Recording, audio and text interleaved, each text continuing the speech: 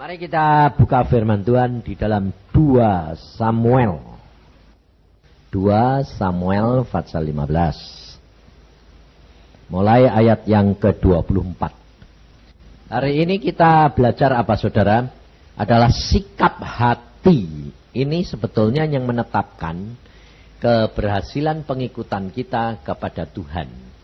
Karena Tuhan itu selalu melihat hati, bukan melihat di luarnya, tindakan, perbuatan itu. Itu memang dilihat setelah hasilnya. Tetapi Tuhan selalu melihat hati. Maka dari itu, bagaimana kita bisa mempunyai sikap hati yang benar di hadapan Tuhan, yang menyenangkan hatinya Tuhan. Nah, peristiwa ini yang di dalam 2 Samuel 15 ini, Daud mengalami goncangan kerajaannya, di mana anaknya sendiri Absalom merebut tahta. Maka dari itu kita belajar saudara supaya kita mengerti, sebab setiap orang itu akan mengalami masalah. Selama kita di dunia, tidak ada orang yang tidak punya masalah. Masalah selalu ada, ya dah. Tetapi bagaimana cara kita mengatasinya. Nah, ini kita belajar dari sikap hati. Ayat 24. Dan lihat juga Sadok ada di sana beserta semua orang Lewi mengangkat tabut perjanjian Allah. Mereka meletakkannya tabut Allah itu, juga Abiatar ikut datang sampai seluruh rakyat dari kota selesai menyeberang. Lalu berkatalah raja kepada Sadok, bawalah tabut Allah itu kembali ke kota. Jika aku mendapat kasih karunia di mata Tuhan, maka ia akan mengizinkan aku kembali, sehingga aku akan melihatnya lagi, juga ke tempat kediamannya. Tetapi jika ia berfirman begini, aku tidak berkenan kepadamu, maka aku bersedia, biarlah dilakukannya kepadaku apa yang baik di matanya. Sampai di sini. Saudara, kita perhatikan. Pada waktu Raja Daud ini lari dari Absalom bersama dengan tentara dan orang-orang pilihan, kita perhatikan bahwa tabut perjanjian Allah itu ikut. Sebab suatu syarat, kalau raja pergi, tabutnya harus ikut. Kalau perang, ikut perang. Nah, karena di mana tabut Allah itu ada, karena Tuhan itu berfirman di atas tabut perjanjian. Nah, tetapi kenapa pada waktu Daud melarikan diri, tabutnya ikut, kok sama Daud disuruh balik? Disuruh mengembalikan ke tempatnya semula. Nah, saudara, karena Daud ini mempunyai satu sikap hati yang apa? Mendahulukan Tuhan dalam segala perkara. Dia lari, tabutnya dibawa lari. Ikut sama dia. Nah, dia tidak mau. Sebab kalau dia pergi, tabutnya ikut. Berarti yang lebih berkuasa siapa? Daud. Nah, tetapi dia mengambil sikap, tabut Allah bawa balik. Dan dia berkata apa? Ini loh, kata-kata Daud ini sikap hati. Maka Tuhan berkata, manusia itu yang dilihat tuh hatinya. Dari dalam hati akan keluar apa? Hal-hal yang benar maupun yang jahat. Nah, dia di situ melarikan diri. Dia omongannya apa? Bawa balik. Kalau Tuhan masih mau sama saya nanti lihat lagi, ketemu. Tapi kalau Tuhan berfirman, aku sudah menolak engkau, ya sudah, aku terima. Nah, ini sikap hati saudara, yang penting. Karena kerap kali kalau kita mengalami suatu peristiwa atau mengalami penderitaan, kesesakan, sikap hati kita kayak Daud enggak? Pasti enggak. Yang pertama apa? Ngomel. Yang kedua apa? Tidak sabar. Karena apa? Saudara tidak ngalami, tidak mengenal Tuhan secara pribadi, secara keseluruhan. Saudara, sikap hati saudara selalu omongan maupun tindakan mementingkan diri sendiri. Tapi nyalahkan Tuhan. Sikap hati Daud itu luar biasa. Beda sama Saul. Perhatiin Saul. Saul pada waktu dia tahu bahwa Daud, Tuhan sudah memilih raja yang lain. Saul berusaha membunuh Daud. Dia orientasinya selalu kepada dirinya. Tapi Daud tidak. Daud pada waktu di tahtanya diambil, dia malah berkata, siapa tahu kalau Tuhan yang menghendaki. Ini loh. Dia tidak pernah menyalahkan Tuhan dalam segala perkara. Tapi dia selalu mengatakan Tuhan benar. Tuhan betul dalam segala tindakannya. Biarpun dia diperlakukan seolah-olah tidak adil. Tapi dia selalu berkata Tuhan benar. Sikap hati ini loh saudara. Yang penting. Makanya Daud itu dikatakan Tuhan bilang apa? Aku telah memilih seorang yang berkenan di hatiku. Karena Daud selalu punya sikap hati yang apa? Yang rendah hati. Orang yang rendah hati itu menyadari keberadaannya, tapi mengakui dan mengagungkan Tuhannya. Kata-kata itu bisa gampang diucapkan, tapi susah dilakukan. Maka dari itu saudara harus belajar. Belajar apa? Belajar firman dan ngalami sendiri. Kalau saudara tidak ngalami sendiri, tidak akan bisa mengenal Allah dengan baik. Tidak bisa. Karena apa? Karena sulit saudara. Susah. Susah sekali. Makanya dibutuhkan apa? Tuhan berkata apa? Sangkal diri. Dan setia. Ketaatan. Nekat. Tekad. Yang gede. Tapi tekad ini bukan untuk demi kepentingan kita. Tapi justru membela kepentingan Tuhan. Nah, yang kedua, kita perhatikan sikap Daud ini, sikap hati Daud pada waktu dia menghadapi Tabut, dan yang kedua menghadapi perlakuan orang lain. Jadi terhadap Allah dan terhadap manusia. Di dalam 2 Samuel 16 ayat yang ke-9 mulai. Atau kita baca dari ayat yang ke-5 saja. Ketika Raja Daud telah sampai di Bahurim, keluarlah dari sana seorang dari kaum keluarga Saul. Ia bernama Simei bin Gera. Sambil mendekati raja, ia terus-menerus mengutuk Daud dan semua pegawai Raja Daud. Dilemparinya dengan batu, walaupun segenap tentara dan semua pahlawan berjalan di kiri kanannya. Beginilah perkataan Simei pada waktu ia mengutuk. Enyalah engkau penumpah darah orang Dursila. Tuhan telah membalas kepadamu segala darah keluarga Saul yang engkau gantikan menjadi raja. Tuhan telah menyerahkan kedudukan raja kepada anakmu Absalom. Sesungguhnya engkau sekarang dirundung malang karena engkau seorang penumpah darah. Lalu berkatalah Abisai anak Seruya kepada raja, mengapa anjing mati ini mengutuki tuanku raja?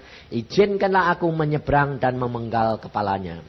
Tetapi kata raja, apakah urusanku dengan kamu hai anak-anak Seruya?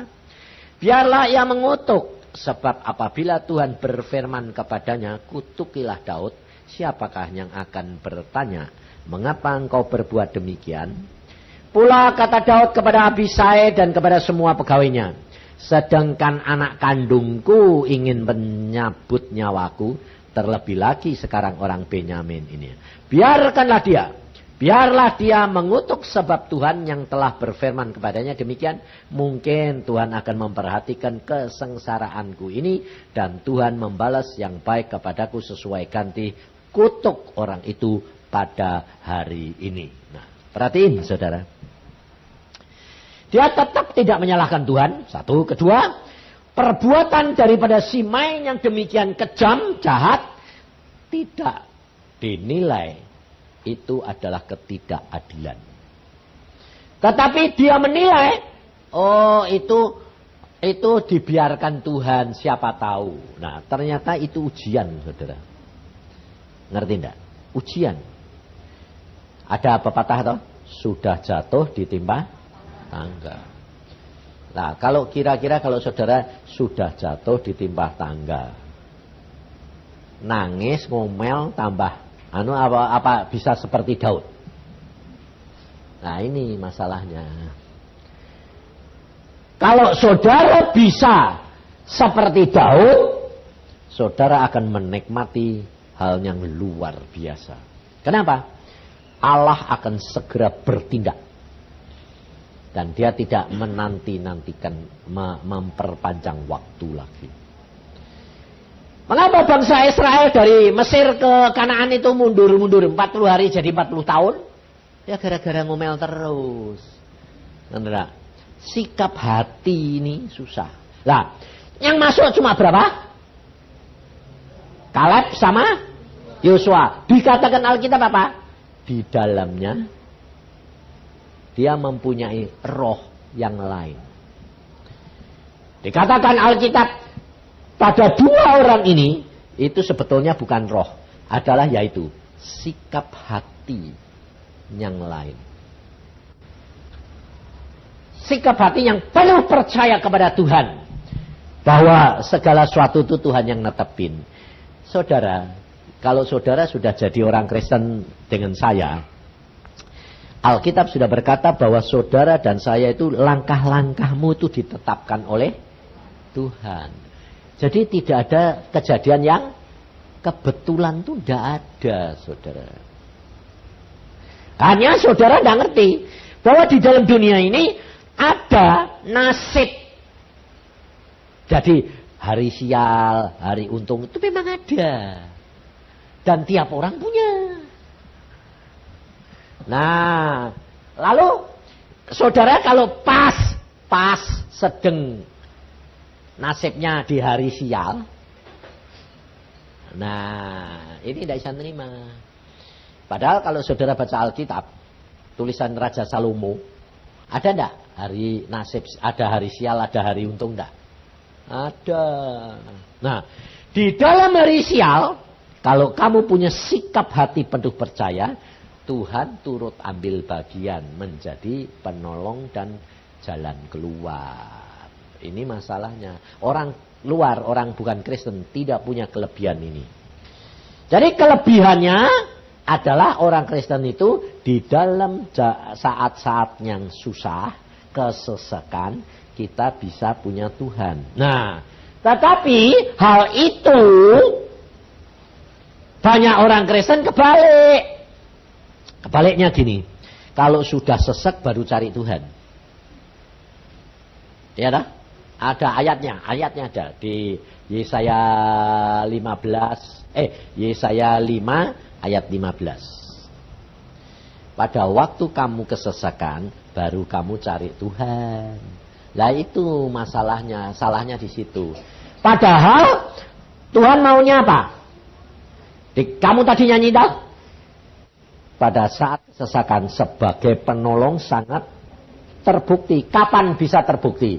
Kalau di dalam saat yang biasa, saat kamu sedang untung, kamu nyenengin Tuhan. Jadi dalam susah, kamu tidak usah teriak-teriak. Tuhannya langsung. Tuhan berkata apa di dalam ayat itu? Kamu berseru, aku jawab. Bukan kamu berseru-seru, aku jawab. Tidak. Tapi kalau engkau di dalam saat untung kamu tidak dekat Tuhan, kamu berseru-seru, tidak dijawab. Tapi kalau kamu di dalam hal untung kamu dekat Tuhan, kamu dalam kesesakan berseru saja, ditolong. Ngerti tidak? Maka dari itu ayat Alkitab berkata apa? Ucapkan syukur dalam segala perkara. Maksudnya itu Kalau kamu sedang dalam kesesakan, kamu mesti tahu, oh ini kemungkinan aku sedang masa sial ini. Nah, segala sesuatu itu ada waktunya, saudara. Nanti kalau waktunya hilang sendiri, lewat. Makanya saya diajarin Tuhan gini.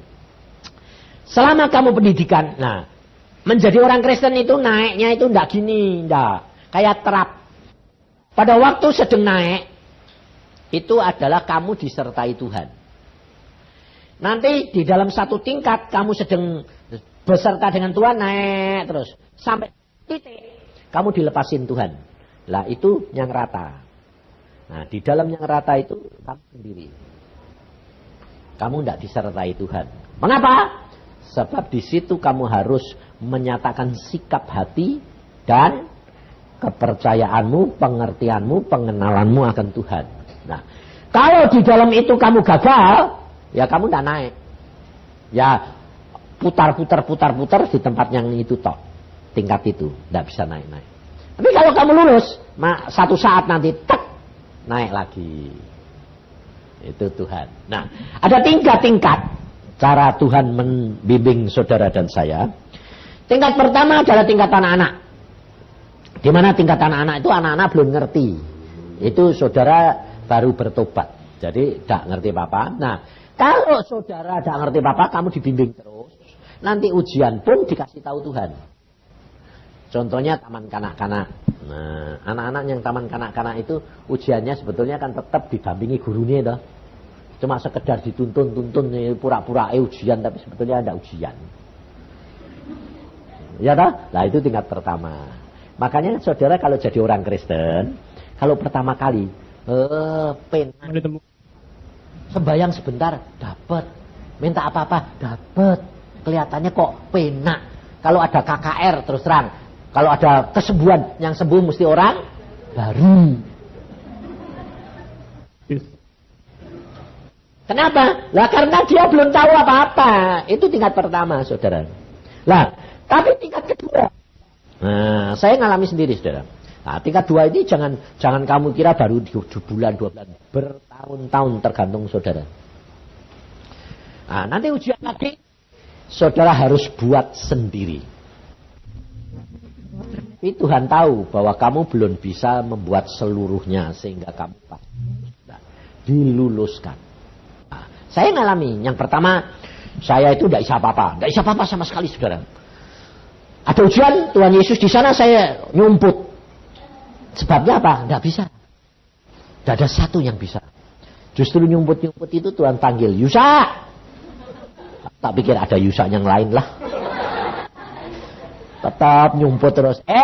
Yusa yang duduk di belakang yang nyumput itu loh. Nah, saya lari saya.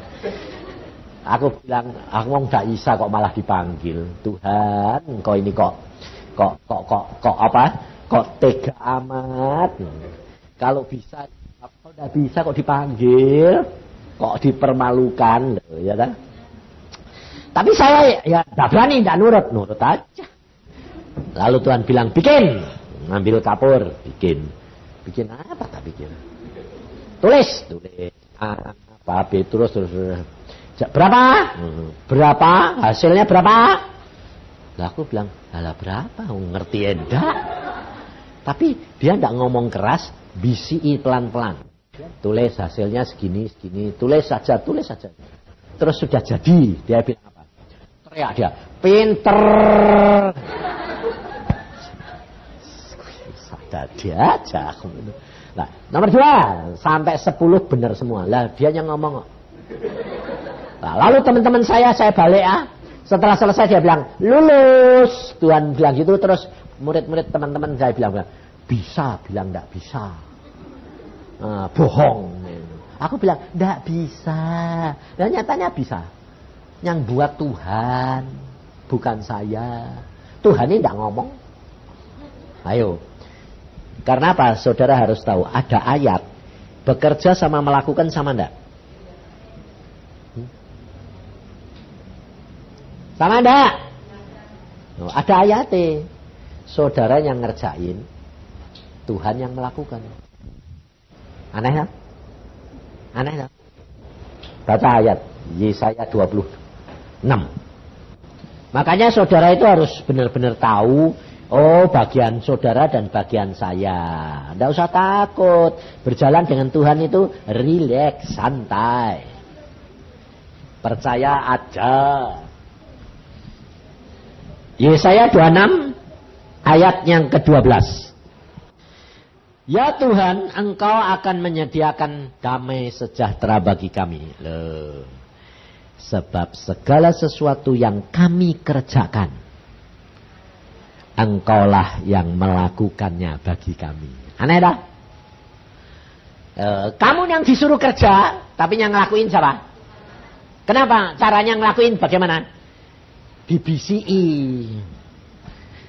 Kayak saya tadi. Kerjakan saja. Jangan naik maju ke depan. Kerjain, saya kerjain. Gak bisa. Tapi Tuhan bisik-bisik. Lakuin aja. Nah, yang kedua. Saudara sudah turut Tuhan banyak. Baca firman banyak. Sudah banyak melakukan. Sudah ada buah-buah. Nah, ujiannya gini. Kamu ditinggal. Ujian. Saya ujian saudara. Sudah saya bikin 10 semua, tapi 2 salah.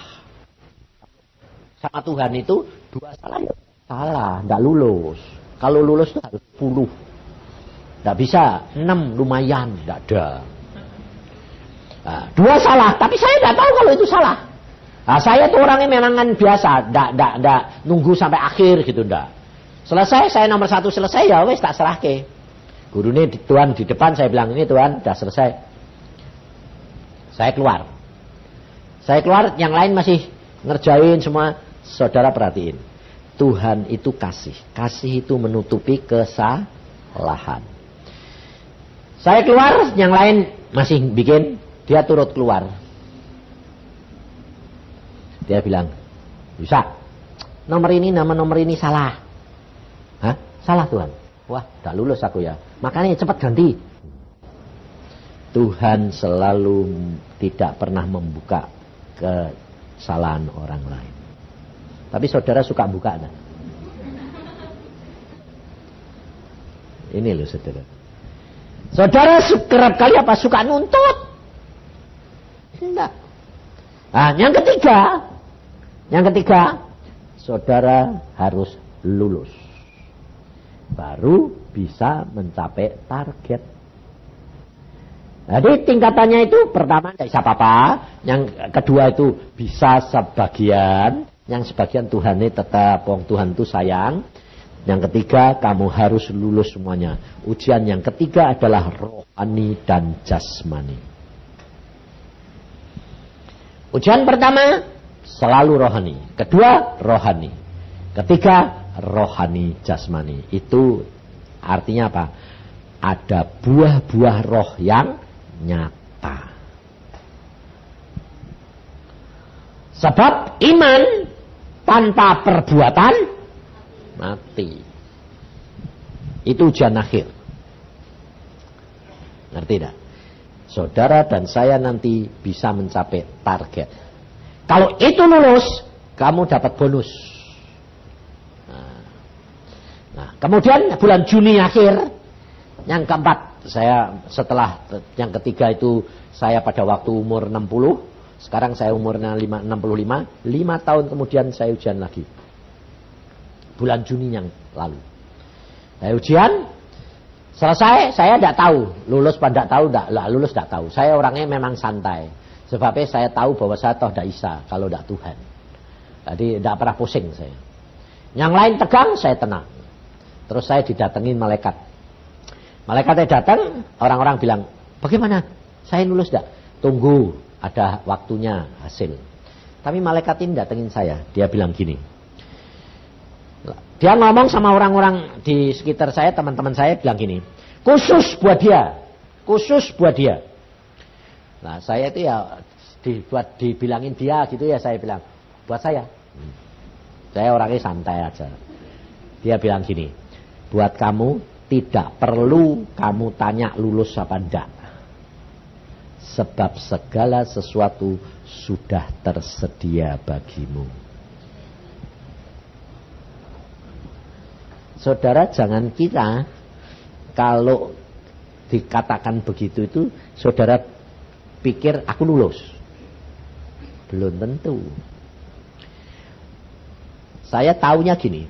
Kenapa kok dia mengatakan aku enggak usah urusan lulus pada segala sesuatu sudah tersedia. Karena apa?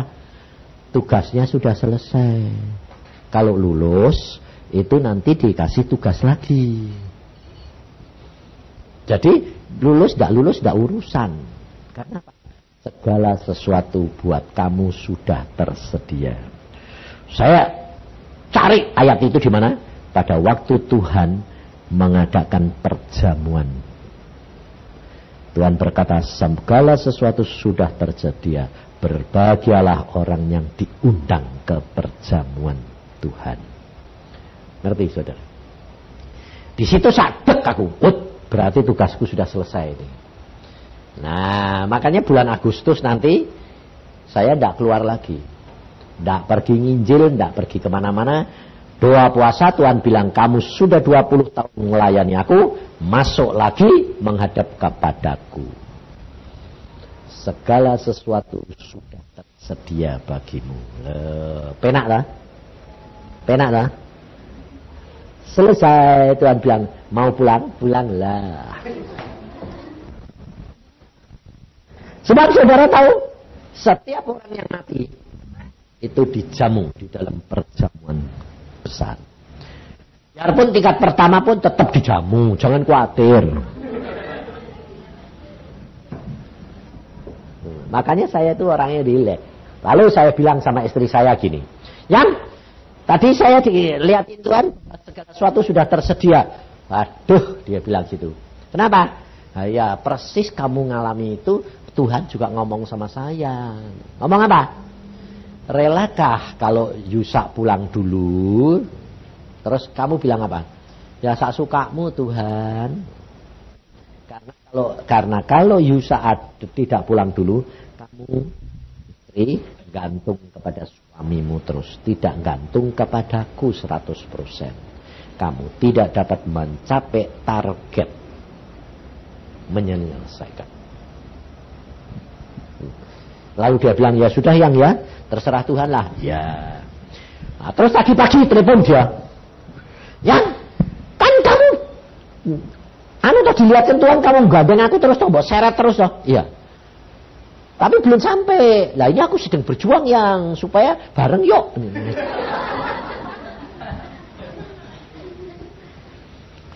Karena apa saudara? Anak saya Denny cuti ke Singapura 2 minggu yang lalu. Pulang-pulang dia bilang, Mah, kelihatannya papa ini mau pulang dulu loh, Mah. Loh, gue kok tahu? Aku ngimpi, Pak, Mah. Habis jam 5 itu sembahyang, terus selesai, tidur lagi jam 6. Karena anak-anak belum bangun, aku tidur lagi. Aku ngimpi, Mah. Ngimpi apa? Mama itu di satu tempat dia bilang gini. Aku datang sama anakku, bilang, Mah, di mana, Mah? Nah, itu di dalam. Tak pikir aku kok tanya di mana, Mah itu aku udah tahu siapa. Tapi aku cuma masuk tanya itu. Setelah masuk di dalam, loh, kok ada peti mati? Terus, loh, siapa yang mati? Terus dia datang, loh, kok papa? Dia bilang, kaget aku. Kelihatannya papa pulang dulu loh, Mah. Wong mamah yang nyambut saya. Dia bilang, memang Tuhan bilang papamu mau pulang dulu, tapi saya mau bayar juga supaya bisa bareng. Boleh saya dulu, kalau tidak boleh ya bareng lah. Saya bilang kalau bisa bareng tuh nanti Indonesia gempar teman. Maka dari itu saudara, saya ini hari ini di Jakarta terakhir ini di sini terakhir. Besok pulang sudah itu tak pelayanan lagi. Nah, kalau kita tidak ketemu di sini, ketemu di surga. Penak. Loh, kamu mau pulang kalau sudah sakit-sakitan atau sedang sehat? Pulang loh sakit-sakitan. Nah, itu berarti di dalam dunianya belum beres itu. buahnya belum komplit. Kalau saudara itu sudah komplit, tidak usah. Musa pada waktu mau pulang masih disuruh naik ke atas gunung. Jadi masih kuat dah. Wah, Harun mau mati disuruh naik ke atas gunung. Jadi kuat. Saya sampai sekarang masih sehat. Masih senang. Tapi kalau disuruh pulang lebih senang. Ngerti tidak saudara? Saudara, bagaimana bisa punya sikap hati bahwa apapun yang Tuhan mau lakukan itu yang terbaik. Ngerti saudara? Maka dari itu saudara itu hari demi hari harus perhatikan sikap hatiku ini bagaimana. Peka, belajar, jadi apa? Berkaca dengan firman, terus lihat hatimu. Tindakanmu bagaimana? Kayak Daud enggak? Kayak hamba-hamba Tuhan yang menyenangkan hati Tuhan enggak? Nah, kalau belum, itu belum sampai ke tempat target yang Tuhan kehendaki. Hati, kalau belum sampai, kalau mau mati, pasti diberi sakit. Sebab bayar dulu. Karena orang kalau sakit bertobat lalu tidak berbuat dosa. Selesai, Tuhan bilang cukup pulang. Biasanya gitu saudara. Maka dari itu saudara bisa mendeteksi diri saudara sendiri. Sikap hati yang benar itu yang utama. Jangan lupa perbaiki yang dalam dulu. Di luar gampang. Semua nanti akan ditambahkan kepadamu. Berbuah orang lain yang melihat. Kasih, sukacita, damai sejahtera, rendah hati, lemah lembut, panjang sabar. Loh, nanti kamu akan melihat kemuliaan Tuhan dinyatakan dalam hidup saudara dan saya. Yalah. Maka dari itu yang paling enak. Jadi rileks, santai saja. Nurut Tuhan itu paling enak. Jangan takut, jangan khawatir. Kalau Tuhan bilang berhenti, berhenti. Kerja. Yang ngelakuin Tuhan. Kamu mengerjakan, Tuhan yang ngelakuin. Nah, itu harus tanamkan. Bukan kamu, tapi Tuhan. Makanya nyanyian itu kan, bukan kuat, bukan gagah, tapi oleh rohku. Karena roh Tuhan yang melakukan di dalam kamu. Amin. Mari kita berdoa.